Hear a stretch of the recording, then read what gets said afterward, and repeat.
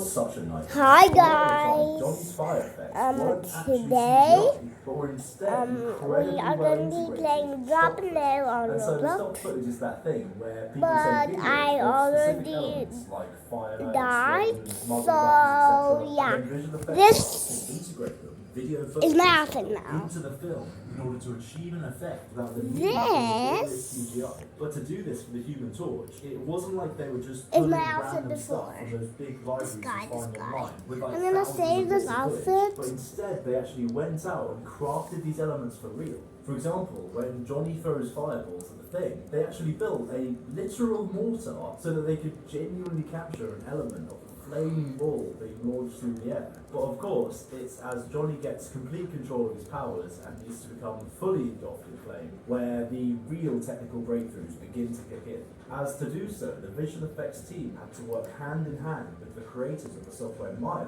to basically evolve their fire tools to the point where they actually became quick enough and effective enough to do things like this. But as Look at impressive that. as all of this is, Hi, my name's Hermione. Hi, Hermione, I'm Stella. I kept thinking one thing. That's so That funny. fire is basically the only one here that actually exists in real life. And so if this was so difficult to do with CGI, couldn't they have at least And done make us some of this with a fly. stuntman and some real life fire effects? And this is where the efforts on Fan 4 Stick actually came in to get up. really surprise me. Okay, Because you might just guys, think let's this play film Drop is a Nail mess, and, you know, he's right. But behind the scenes, it does actually seem like Peace they out. put quite a bit of work into getting Johnny Storm's effects to look right, and even went to the effort of testing what would look better on camera out of CGI fire or practical fire. And in the end, they concluded that because I think it's just kind of insane how this brand new CGI fire from 2005 actually looks so much better than the more modern, more refined, and more evolved CGI from 2015. But yeah, like we said, we'll get into why it's in just a minute. Because first, whilst Johnny was an absurdly impressive breakthrough, perhaps the biggest technical stretch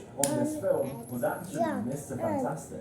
Because back in 2005, there was basically no software in the world that was capable of both creating and controlling these stretching effects. Meaning that the tools to do this basically had to be crafted completely from scratch.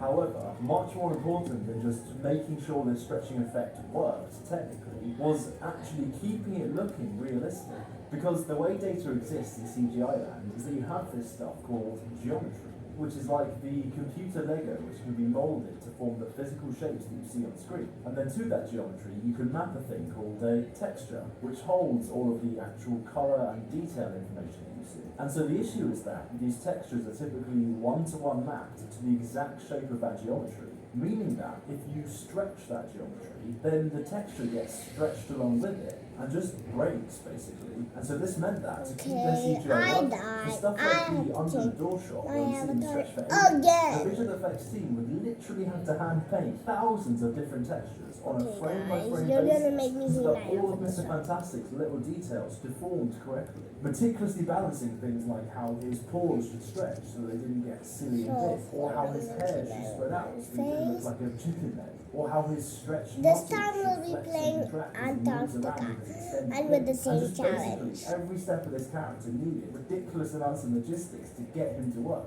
But now, you might be thinking, well, luckily, Playing Zachary different is games his with the super same challenge so surely is that made probably this the whole title. skin declination process a lot easier. But apparently this didn't help much at all either. Because even though nowadays visual effects software can basically generate whichever materials it wants, back in 2005, materials like what their suits were made out of was also a very demanding thing to do digitally. It's this kind of weird mix of like silk and tin. And so while similar to Johnny's doesn't look absolutely perfect, considering all of this, and considering the digital doubles didn't start to look good for about another decade, I think these effects here are just a ridiculously impressive and ridiculously underrated achievement. Because when it came to Fan 4 Stick's version of this, apparently the visual effects team didn't really have to invent any new tools or new software to make this work.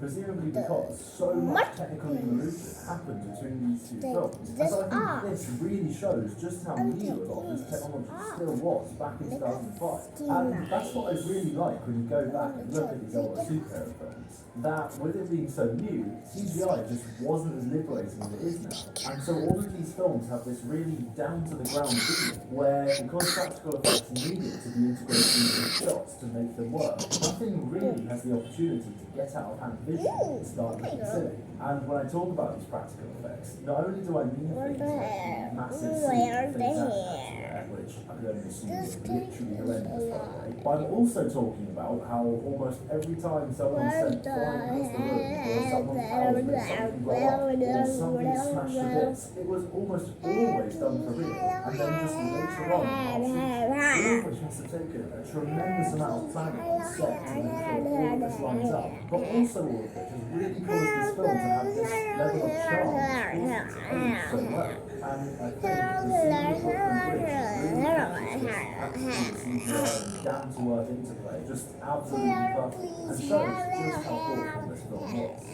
Because the Fantastic Four tend to operate out of New York, and so this was somewhere that you would find them. But with this location being the Brooklyn Bridge, it meant the filmmakers couldn't really just shut it down to film their little superhero movie.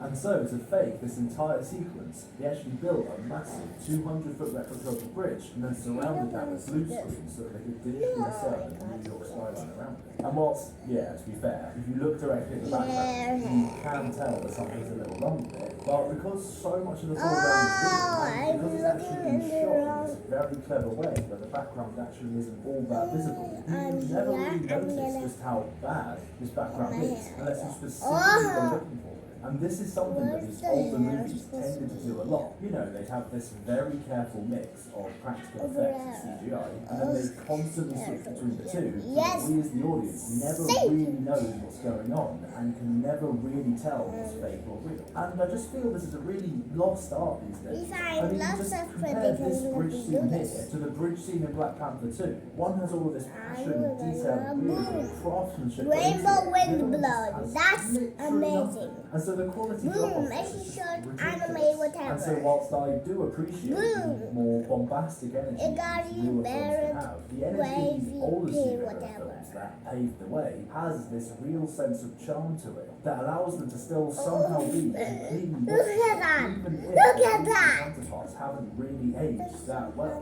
which is something that I really don't think I'll be saying about more imagine if someone actually put on that. But now, speaking of how the practical effects kind of limited this film and how this had a very positive impact on its release, as we mentioned earlier, another limitation they imposed was to set very specific rules for this film. And a key one of those was deliberately establishing how each character works, because this would massively help to keep their visual effects consistent.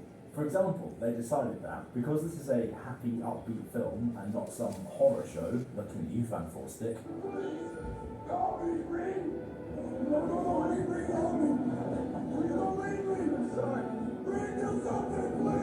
Johnny should actually burn from within, rather than being a man who's getting horrifically burned alive. With the idea that it's actually his internal body temperature that's ridiculously hot, and the flames are only manifesting when that heat hits oxygen, which is in part why he looks like the sun. Process. And so they established this rule first for the fully aflamed Johnny, and then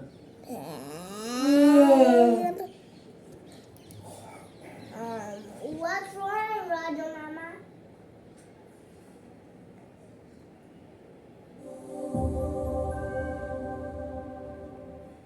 Guerrilla Games is among the gaming community's most Yes, you read the title correct. Dr. Doom is being spotted in old Marvel movies, and we may finally have an explanation for why he's really the main villain in the Avengers, and why he will look like Tony Stark. Initially, the main theory people were discussing, and the most obvious was that Dr. Doom That's really interesting. What you're watching right now, it's interesting. And honestly, no one would have complained about it. We've already seen. Don't mind me showing where I live. Doctor Strange in the Multiverse of Madness, where they introduced Not showing where basically an evil version of Doctor I Strange. live. I'm not showing my city, but I am technically showing my But it's also true that in country MCU, right over here. even most variants of the same character from other universes don't always look alike. Just look at the Peter Parker variants, or the Loki variants. That's Not to mention that Sinister Strange looked like Doctor Strange, because he was Doctor Strange, not some random guy who simply I want to see So if they took this route, although plausible, it would Of definitely be a course, I always forget that. Then a much more interesting theory came up. One that says Doom looks like Tony because he used the Dream Walker. For those of you who don't remember, I'm gonna the drink Dream water. Walk is I'm just gonna drink water with my water bottle too in real life. The fact that Tony is dead does not Yes. prevent this technique from being used. Water bottle As we saw 100. Good luck, whatever. We can't forget that Strange used that same magic on his dead body, specifically an alternate version of himself in another universe. The only requirement for this technique to work is that one can only use the Dream Walk on a variant of himself. And this actually aligns perfectly with the recent news that said Doom is going to wear a mask because his face is disfigured. We all saw how Tony ended up in Endgame after he snapped. There's just one small flaw in this theory. If Doom is possessing Tony, meaning the real Doom is controlling his body, then technically Raj another actor Rani can sounds play like Doom. an Indian name. But as far as we know, RDJ is the only one set to play Doom. That's why I truly believe Marvel probably isn't going to use either of the two options I mentioned earlier, because now there's a third possibility. Ani Bag sounds like a This different third name. theory suggests that we've already seen What Doom in is this. that? I'm good, bro. The one we saw in Endgame Ooh, water over was here. out of New York. I know that sounds I need crazy, some but water. bear with me. When the Avengers traveled back in time in Endgame 2012, back to where it all began, the older Avengers encountered their younger versions. And as expected, the events we knew from the original Avengers movie were heavily interfered with. And one of the characters who clearly suffered the most from these interferences was the Tony from the past. And I don't know if you've ever heard of the butterfly effect. The butterfly effect is basically the idea that tiny, seemingly insignificant changes can trigger a chain of Let's events go. with large, I'm ready. unpredictable outcomes. In this timeline, Uh-huh. Tony scratched his beard because of Ant-Man. This was something that didn't happen in the original timeline. After that, again thanks to Ant-Man, he had a heart problem because he made his reactor fail. These small changes in the original events probably had huge consequences in that timeline. And I'm only talking about what happened to Tony. Because let's not forget that the Captain America from the future and the one from the past also encountered each other. And maybe the most important change of all I'm was so Loki good, bro. saving the Tesseract. And this is where these No. theories start to come alive. Because that moment not only gave birth to the Loki series and all the events we saw there, but it could have also made Tony obsessed with going after Space Stone, and especially after Loki. Because after everything he went through because of Loki in the first Avengers movie, there's no way he would rest. Oh, until that no. moment was over. We know how traumatized Tony was after the events of the Avengers. That was a major trigger that led him to think about creating a suit of I armor. thought this was a pool or And since no one really something. saw what happened with Loki after he was If I die, it's my problem because nobody loves playing with me But when he checked that footage, he wouldn't just see how except Loki you was. guys. He would also see the meeting between the two But it captains. can't be you And guys' if that wasn't problem. strange enough I'm already, the one you hear who's the future playing. cap say that Bucky was You're alive. the one who's Whisper, not. hail Hydra. So now, So it should in be my Tony's mind, problem. Not only are there Hydra agents inside S.H.I.E.L.D., but even Captain America might be one of them. At that point, how could Tony trust him more? It's not hard to imagine Tony. Woo! more This place is paranoid, pretty cool. Right now, he I can't even was trust gonna that. die. And after everything he just witnessed, the same way he used the security cameras at the tower, he would very likely also use the security cameras in New York to try to find out what they might have wrong. And here, things get worse again, because by doing this, he would come across an extra Hulk and a second Tony Stark. However, Tony and Captain America disappeared from that timeline and went to 1970. This means the only one who stayed longer in that timeline was Professor Hulk. And if I remember correctly, No, when Professor my Hulk health went to percent is 2012, he went to see the low. Ancient One at the Sanctuary. I'm This means gonna it's very likely that die. Tony also went to the Ancient One Sanctuary to understand what Hulk went through.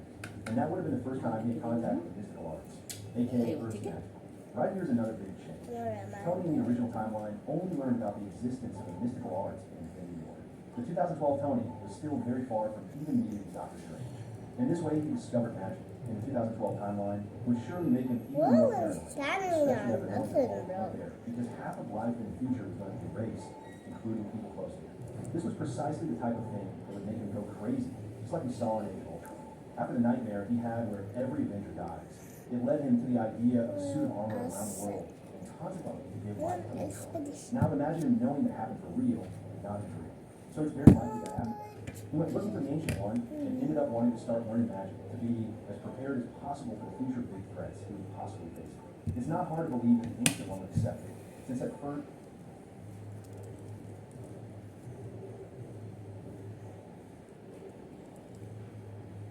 In this video, we're I going to don't take a need look to at be how we careful use for a this. vibe code or UI No! design using our Gemini Code Assist. Now, here's basically the agenda of this video. We're going to first set up the Gemini Code Assist, following it the official No, my documentation health percent onto our is so video studio. low. And then If I we're gonna die take a look at how again, we then use I'll a vibe code die. and UI design from an image.